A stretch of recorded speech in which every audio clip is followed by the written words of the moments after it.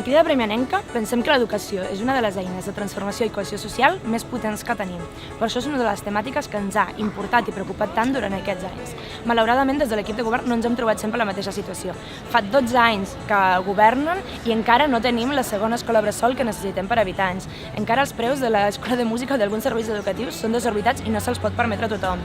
I fins i tot, any rere any, estem patint per la pèrdua de línies d'escola pública, aquelles que són les millors garants de la igualtat d'oportunitats, i fins i tot hem tingut en risc un centre educatiu del municipi que anava a deixar un barri sense cobertura d'aquest.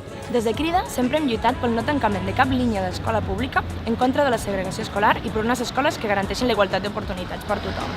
Pensem que tenim un professorat molt potent a Premià de Mar i que com a Ajuntament hem d'estar-hi darrere per donar suport als projectes educatius que tinguin i fer-los créixer. A més, creiem que el millor paper que podem jugar com a Ajuntament és fer equip, posar les entitats i els centres educatius en contacte, així com altres agents, i generar projectes rics d'un poble que en tot el seu conjunt eduqui.